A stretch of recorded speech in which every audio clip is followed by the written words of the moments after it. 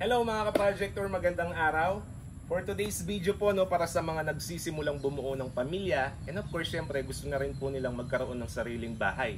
Dahil alam naman po natin kung gaano kasarap sa feeling natin, sa pakiramdam natin, lalo na tayo mga Filipino na nakabukod na po tayo, lalo na at may sarili na po tayong asawa at may mga anak na po tayo. So kaya hatid ko po sa inyo si Olivia Townhomes. Perfect na perfect po para sa mga nagsisimula.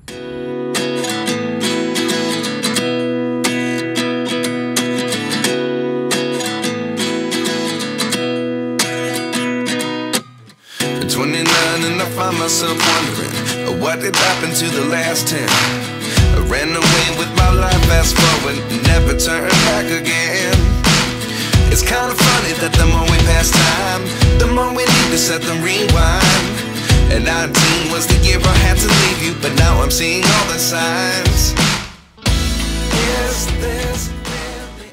Okay, so by the way, bigyan ko lang po kayo ng idea, si Olivia Townhomes 1 po and Olivia Townhomes 2 is located po dito sa may Angeles, Magalang Road po, no? But geographically, dito po siya sa may Sapang Maysak, Mexico, Pampanga. 400 meters po, nandyan na po tayo sa highway. And malapit po siya sa mga establishments, malapit din po siya sa Clark. And lahat po ng mga pangangailangan natin, meron pong mga public markets, schools, universities, hospitals, kaya napaka-accessible. And ang good news po natin, one ride lang from Marquee Mall. Nandito na po tayo kay Olivia. Okay, so ano po ba ang meron kay Olivia? Si Olivia Townhomes po, developed by Borland Development Corporation. Meron po tayong Phase 1 and Phase 2. Right now, si Olivia Townhomes 1, sold out na po siya. Pero ang good news, nandyan po si Olivia Townhomes 2. Pero limited na lang po yung mga unit natin na ino-offer kay Olivia Townhomes 2. Kaya kung gusto mong mag for good dito malapit sa Angeles area, ito na po yung pinaka-perfect opportunity. Kasi kung hindi ka pa makakuha ng bahay dito kay Olivia Townhomes 2, baka nasa malayong lugar ka na, sa may Tarlac area like Bamban or Magalang area. Kaya itong video na to, hatid ko para sa iyo. Okay? So isa lang naman po yung mga unit natin dito. Isa lang po yung itsura. And ang pagkakaiba lang po, meron po tayo ditong mga corner at saka end unit. Pero sa ngayon, sold out na po yung mga end unit natin at saka yung mga corner unit. But ang good news, meron pa naman po tayong mga inner unit. So inner unit po natin, nasa 40 square meters yung lot area. At ang floor area po natin is nasa 46.60 square meters. And ipapakita ko po sa inyo kung paano po yung quality and ang turnover once na nag-avail ka kay Olivia Townhomes. Tara! Okay, so ito po, bare po ang turnover po natin dito. Meaning to say, a plain cement finish. Okay, so ang gagawin na lang po natin, pipili na lang po tayo ng tiles na gusto po natin dahil alam naman natin na 60 by 60 na po yung pusong tiles ngayon, yung tinatawag nating semi-granite or semi-granite. Okay, so structure po natin, every corner meron po tayo mga pillars or mas kilala sa tawag na poste. And aside po sa mga poste, para po sa reinforcement ng bahay, meron po tayong mga beams paikot. And sa ground naman po, ground level natin, meron pong tie beams. Okay? Concrete slab na rin po yung second floor natin. And ang hagdan natin, ayan, so gawa po sa bakal. Metal stairs po, no? Bakit ganito po yung ginawa ni Borland? Okay, bigyan ko lang po kayo ng trivia. Sa mga ganitong klaseng project po kasi, normally, mga rowland po yan, ina-acquire ni developer. So kaya hindi po natin may iwasan na merong mga anay dyan kahit nasabihin natin, i-treat natin yung lupa na yan at nandiyan lang po sa ilalim ng lupa. Kaya para maiwasan po na maanay yung bahay natin, ang ginawa po ni Borland, karamihan, mga bakal at saka konkreto yung ginamit dito sa bahay na to. Like po itong pinto natin. Ayan. So metal frame po ito. Ganun din po sa pinaka-frame ng door natin. Ayan. So bakal po siya, meaning to say. Okay? Meron na rin po tayong kitchen dito. And libre na rin po yung kitchen sink natin. And ang good news, yung toilet and bathroom po natin, naka-offset po siya sa bahay. Nasa labas po siya, kaya mas nasave po natin yung space. And ang delivery, meron po tayong 4 na layers na tiles. So, paint na lang po yung kulang and nakasealing na rin po yan. Okay? Dito naman po sa likod, meron pa po tayong laundry area. Ayan. So hanggang dito po yung property line natin.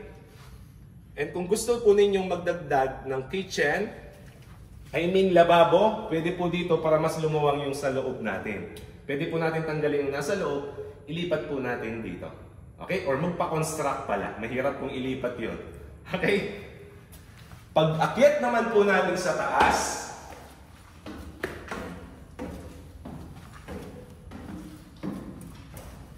yan. So, open po yung i-turn over sa atin. So, kayo na po yung masusunod kung anong layout po yung gagawin ninyo dito. Okay? Provisions for 3 bedrooms po ito.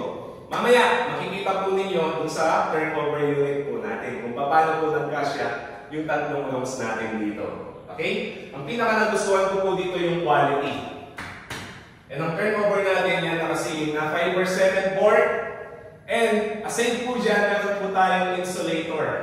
Heat resistant po yung bahay natin. And pagdating po sa sunog, medyo makaka-resist po siya. Kaya safety po yung magiging family member po natin. Okay? And dito, ito po lagi kong sinasuggest sa mga nagiging clients namin dito. No? Pwede po kayong maglagay ng pinto and additional toilet and bathroom. Dahil dito po sa labas yung toilet and bathroom natin. Okay? Pagdating naman dito, meron pa po tayong space. Yan. Sa labas ng bahay natin. Buksan lang po natin. Ayan.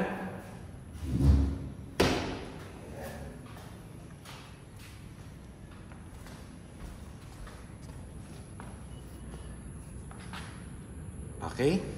So yan, 3 meters pa po yung space natin sa harapan. So yun mga ka-project, no, nandito na po tayo sa dress up model unit po ni Olivia Townhomes. And ipapakita po namin sa inyo kung paano po ninyo may improve yung sarili ninyong unit. Though bare po siya, pero magkakaroon po kayo ng idea dito kung paano po ninyo mapapaganda ang sarili ninyong bahay. So tara! Sa 46.60 square meters na floor area, ganito po yung mangyayari sa bahay ninyo. I can't believe it's true. I'm just as surprised as you. Is this really happening? I can't be too sure, but one day I'll be yours again.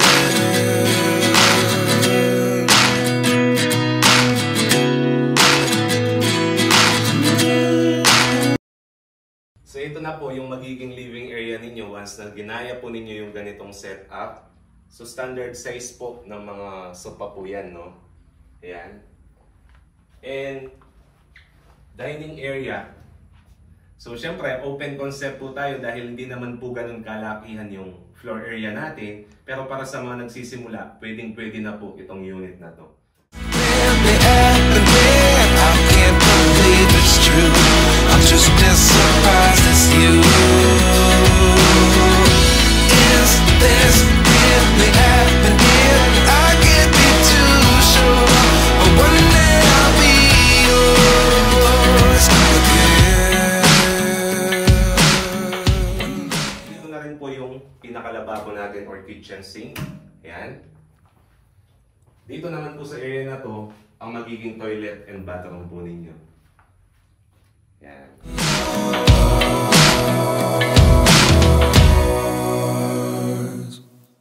Life lessons come 1 in a dozen. The other 11 get something from nothing. Life lessons come 1 in a dozen. The other 11 get something from. Okay. And dito, syempre, meron pa po tayong space dito sa likod for laundry area or service area. And sa iba po naming mga client, no, ang ginagawa po nila, dito na po nila nililipat or nagpapakonstruct po sila ng lababo dito. So tinatanggal na po nila yung sa loob para mas lumuwang po yung space nila. Ipapakita ko naman po sa inyo yung upstairs po natin kung paano po nagkasya yung 3 rooms po natin sa taas. Okay, so by the way, so yung dun sa rear po natin, steel po or bakal po yung hagdan natin. And ito po, binalutan po siya ng plywood. And pwede nyo rin pong gayahin ito. Minimal cost lang. But man, I can't believe it's true. I'm just as surprised as you. Is this really happening? I can't get too sure. But one day I'll be. Racket po tayo sa taas. So yun mga ka-project, ito po yung magiging bedroom number 1 po ninyo, no? So spacious din po siya at 46.60 square meters na floor area. Ganito po, na-maximize po yung space dito kay Olivia. Life lessons come 1 in a dozen. The other 11 give something from nothing. I sit here looking for an answer. Maybe the biggest question was in the last chapter. You gave me the soul I have today. Without you I never could have moved away. But now I see what you teach. I do believe I always should have stayed. Yeah. Is this really happening? So ito pong bed na to, no, queen size bed po. And kung napapansin ninyo, meron pa tayong space. Kabilaan po, no, opposite side, pati dyan sa kabila. Ayan. And pagdating naman po dito, ayan, pwede po ninyong gayahin. Nagkaroon po tayo ng built-in closet. Kung napapansin po ninyo yung sa kabila, yung sa may hagdan. Ayan, so nagkaroon na tayo ng closet dito. Okay, pakita ko lang po sa inyo. Ayan. Diba? So nakasave po tayo ng space. Nagkaroon pa po kayo ng built-in closet. And dito naman yung bedroom number 2 po natin.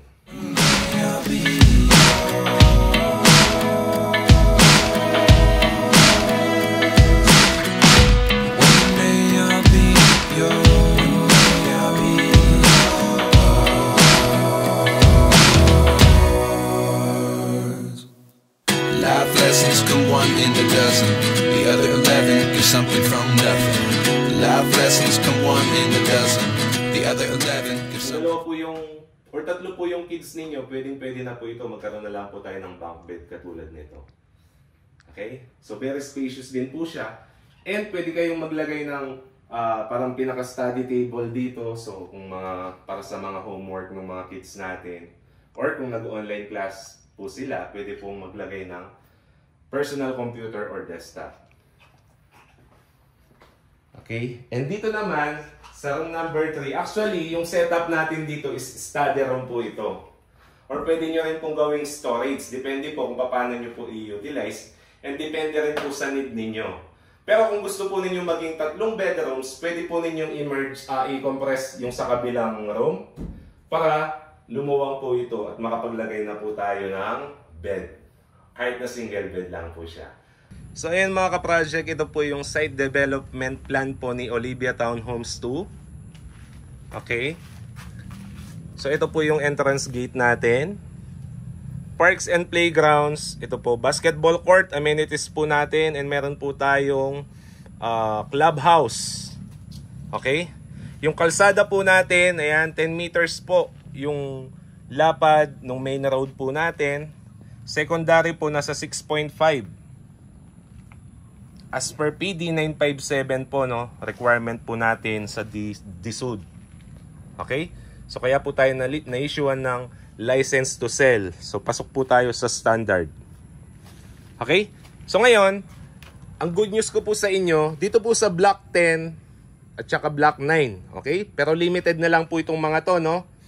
Meron po tayong mga available dito na unit na pwede pong parking yung sasakyan natin para sa magiging bahay natin. Okay? Para sa mga gusto pong umabol, naka-plus po sa screen yung contact number na pwede po ninyong tawagan para sa mga gustong mag-tripping dito kay Olivia Townhomes 2. Ayan.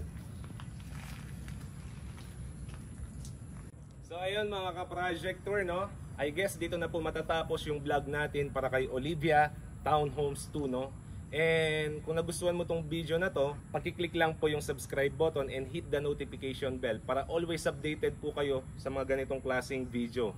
Once again po, your one and only Chris po from Project Tour. Dream home you deserve. People you trust po, keep safe, and God bless. But then I get